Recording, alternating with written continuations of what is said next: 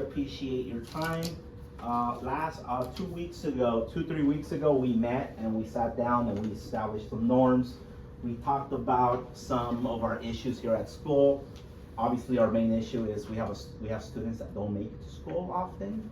They're not consistent enough, and we want to make sure we focus on that scope and we follow our meeting norms. Would anybody like to be a timekeeper? Perfect. Thank you, Ms. Jackie. Anybody want to do the norms? Does anybody want to review the norms? Just this sheet with the norms. I'll do it. Thank you, Mr. John. You're welcome. And then, Mr. Elias, would you be our note taker?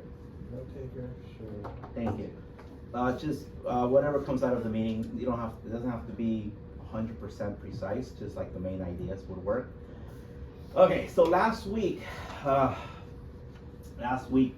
we talked about what culturally relevant teaching strategies are working in our classrooms.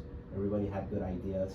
We also talked about what are you going to be working with in the next few weeks, right?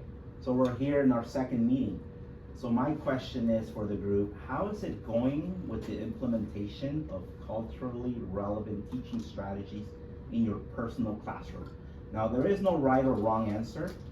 Also, what positive changes have you noticed inside or outside the classroom? Anybody? There's no, Ms. Kay? My norms were kindness, relationship building, incentivizing, differentiation, providing background knowledge. Okay. So I noticed that, like I'll always say, does everyone have a picture for blah, blah, blah, mental image? And if they don't, sometimes we'll look it up on YouTube and project it, or they ask a lot more questions, relevant, good questions. And because my kids are so young, every day they're learning and growing. But I think they're finding some tools to express more respectfully, when they have issues. And then within the last 2 weeks, has there been any changes in the way you've been implementing those strategies? Just really trying to focus on kindness. That's the biggest one, right? It's like soft eyes, but like when you're angry. I learned this at a seminar one time. She said to soften your eyes. It's really hard to do, but just to be present and mindful of how you're coming into this kid. Perfect. I know, Mr. Jesus, I've been to your class at least 2-3 times in the last 2 weeks.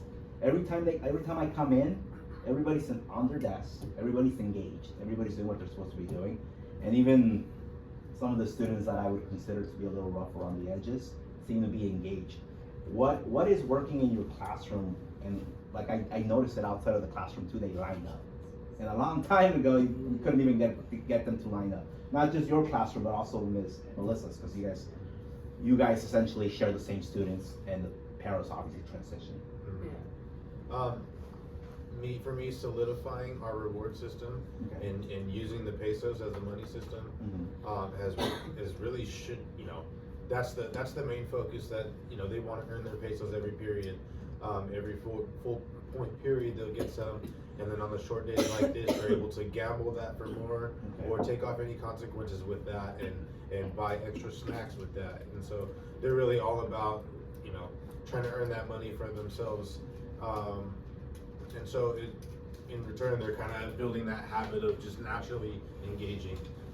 So buy-in. Yes. It seems like they bought into the reward system, Ms. Melissa.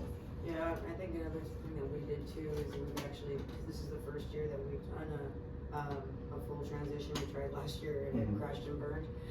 But I think we've actually gotten it down pretty well now. We've kind of adjusted their schedule a little bit. Like for middle school, we put their PE after lunch now instead, so that they have periods 1 through 4 or academics with Mr. Jesus and I, and then they go to lunch and then they can go run it off. And it's been like, we just did that one a week and a half ago, and that has made a huge difference. Just adjusting so it keeps them focused in their academics instead of having that huge break of PE and lunch. So I think that's made a huge difference as well. So and then rewarding them for those transition periods too, or those quick adjustments. I'll throw them a little extra than what they would normally earn. In case that will kind of annoy somebody and set somebody else, because it can. I do want to highlight the fact that Mr. John took the initiative this past week to get those contracts. I don't know if you want to. Yeah. Yeah, so we did a couple of them. Small things. I think they, basically, it's just if they attend for a week, you bring like a $5 Roblox card with like McDonald's fries. Small things. I think it was more the act of actually talking to them, sitting with them one-on-one. In fact, I have 2 students that I believe are bigger issues, and one of them I wasn't able to reach. She left early today, but the other one, Haley, was able to talk with her and just kind of, she wanted suggestions for how to come more. Okay. She is a little lost too, and I said, well, maybe like figure out like a sniffle, for instance, might not be a full reason to stay, or do your appointments on different days, because the absolute truth is I know you want to get out of here. Right now you're in danger of actually losing credits for this. Yeah, so she says, I was like, what would you like to earn? She said, honestly, I just want extra credits and stuff. I said, let's work on these first. But and she at the end, she said, thank you. I think she appreciated it. We're in contact with her mom. Thinking of the cultural relevance thing. Like, I think I've been trying to give them this intimate kind of personal touch. So you're building rapport. Trying. Yeah. Really trying. That's good. I mean, that's really what we're out here for, right? We're here for our students. We're here to build those connections. So the way I phrase it to some of my kids is, look, your parent is in sync with me. That means you're gonna have to get on board, because there's gonna be no staff splitting, no personnel splitting. Last week I did conduct some informal interviews of the students. So the students that have been absent, if you look at your list, you're gonna notice some very common names. And these are the same students that have been absent, consistently 1 or 2 days for the last 3-4 months. It isn't rocket science, right? And some of them were like, all it takes is you checking in on me. All it takes is a little bit of encouragement. Some of them are obviously really bought in with the football tournament going on. We couldn't play because of the grass being wet. Some of them obviously, even though they're not the best at football, the fact that I encouraged them and said, hey, if you participate, you're going to get this price at the end of like 2-3 weeks, or 2-3 months, they're bought in. It didn't take much other than a slice of pizza or just feeling like they're part of the team, right? That's really all it took for like a few kids. I can't say the name, but it's just like the fact that they're acknowledged was enough. Now, some of the kids that you see on the list are absent for other reasons, and I'll give you some reasons. Family emergencies, very valid. Poverty, transportation issues, very valid. We have a kid who got a fish hook stuck in his cheek, very valid.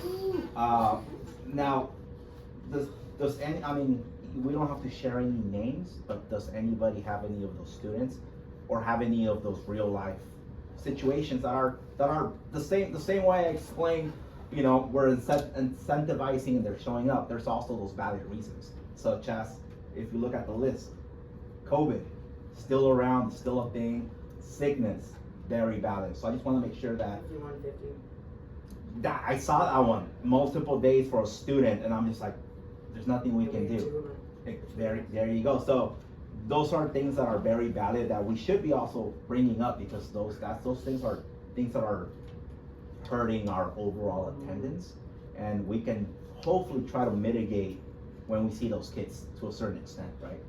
If they're not here, we can't help them, but when we do see them, hopefully we can kind of process with them and check in with them and bring them back. Ms. Jackie, how's it going? I know it's been 2 weeks. You had some bright ideas last time. How's it going with the kiddos? Better. One in particular, he always comes to speech, but he is clearly miserable, Mario. Mm-hmm. And he's very shut down. Like, he'll do what I ask, but he'll be very quiet, keep his head down. If I ask him how he's doing, he always says bad, because we're at speech. And so I did talk to my supervisor about it a little bit, but also I took into consideration some of these things. And so I gave him more agency in getting to know him. So today I gave him a choice. I was like, would you like to work on this goal today or this goal today? And automatically he was like, oh, I want to do this goal. And I told him straight up, I was like, I want this to be a space where you feel supported and you can learn and you're not judged, and I'm here to help you. I don't want you to be miserable. So whatever I can do to make it more interesting for you, that's my goal. Yeah. So he also shared with me that he didn't like one of the books we were reading. He'd rather do flashcards. Great, we'll do that instead. So building that rapport with him more, giving him some control and agency over how we do things, like he has a say in it as well. Yeah. He actually is willing to participate, and he's starting to open up to me more. Yeah. So I'm looking at the whole student. Perfect. And then another thing is, honestly, most of you, if not all of you, are always here daily, right? Kids see that. Kids see us here. They come the next day. They come the next few days. There was a day when I was sick last week. I think it was like Wednesday. I wrote it down. Well, the next day, the same kids that were sick were obviously continue to be sick. I come back the next day. They're asking, where were you? Are you going to be here on Friday? I'm like, why are you asking me this? Well, they're like, because sometimes they're not here on Fridays. So I'm like, okay. So clearly they've seen a pattern with me, right? So I'm like, okay, clearly I have to be more accountable with what I do or how I do it, because they're clearly noticing that, oh, maybe you watch football, maybe you went out with your friends or whatever. So I do feel like they are the same way we are tracking their attendance. They're also looking around, kind of get a feel for, oh, what's Mr. Jesus going to do this weekend, or is he going to show up on Tuesday? If that makes any sense, right? I think that's a critical thing, and we brought that up on Monday in the attendance meeting in there, at least in our group, is we gotta remember we're the role models for these kids. So we need to kind of lead by example, and if we're telling them that school is important, that you need to attend, it's easy to say the law says you gotta go, but do we hold ourselves to that standard and even higher? Because what I noticed in Monday's meeting is different folks saying, well, it's different for us. Why? Why is it different for you? We expect this kid to come. In fact, someone said it. One girl, trying to teach them the difference between, like, you wake up and you have a sniffle, is that a day off? Or is that maybe it's allergies and it'll get better as I go during the day? But are we holding ourselves to that set of high expectations, or are we saying, well, it's different when it's me, but it's different for a kid? Yeah. And it's like that kind of ties in with what Jackie said. Give them some agency, let them be part of it. But are we leading by example? Makes sense. It's me on Mondays. Yeah. Where was I on Sunday? I better be here on Monday, because the staff, above all, will evaluate that, and they will be thinking one thing and one thing only. You just said it. The kids also are like, I wonder what they were doing that they couldn't get here. Yeah. So I do want to say that the previous week, there was a lot of sickness. There was a lot of COVID going on the news side. We had a lot of kids absent. I was guilty. Tuesday, I probably could have stayed home. Wednesday, I was going to show up. Wife said, no, you're too sick. Stayed home. Came back Thursday feeling a lot better. But I do think that had I stayed home that day, I wouldn't have gotten Ario, Dylan, Rocky. I wouldn't have even given them an excuse to think, even if they're not sick, Yeah. I'm gonna show up. Does that make sense? It's the thought. The fact that What are they thinking? So I do take accountability, and I will say that I should have been better washing my hands